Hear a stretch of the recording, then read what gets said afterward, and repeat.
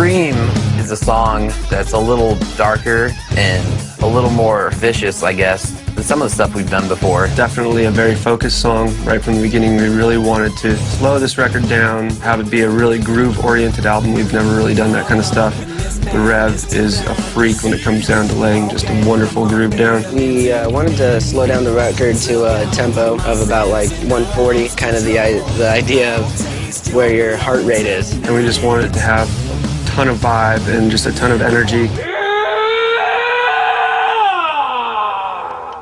It almost has like a modern, old school, very, very early Avenged Sevenfold dark vibe. Lyrically, we wanted it to be like kind of like almost not violent, but like a pleasure through killing type of a vibe. That one rules. I don't think we need any more. Or maybe one more? Shits and giggles. One more, shits and giggles. There's a few parts in that song that we tried that have never been done by us, like the incorporation of using extreme sub bass. We got our buddy J.E., hip-hop producer actually, to come in and do some 808 blasts, and he made all those, and it came out really great. We just heard those a couple weeks ago for the first time. Dude, the backups and screams are crazy. Mix? Oh, cool. Yeah, I've been listening to that. Is it up a little louder or something? Yeah.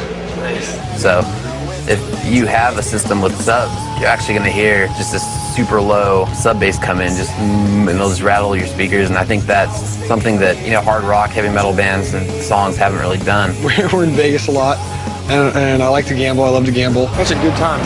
I was like, you know, like chromatic scale when you pull down a slot machine. I was like, that'd be pretty fucking sick as a riff. Zachy came back with a full-on chromatic scale. Like, you know, he took the idea and it was awesome. He sent us this demo of it. We're like, yeah, that's perfect. That's really cool. Brian went home and he came up with the kind of added a little more groove to it. The he's always been a really big fan of those type of like grooving, like bending, huge guitars.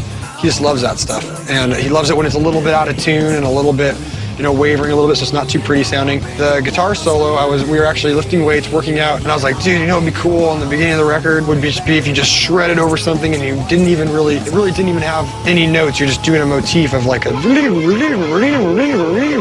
over and over. Okay. And the solo is the hardest solo to play because it's all picked. It may sound like it's something else, but it's all picked.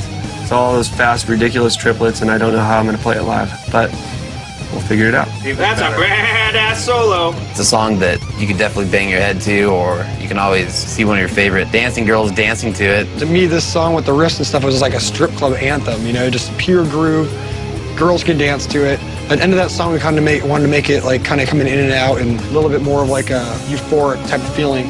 So me and our engineer Fred sat up really late one Saturday night and we started messing around with samples and with delays and reverbs and different sorts of things, and we sat there and just took all my vocals and took them apart and let them go through it.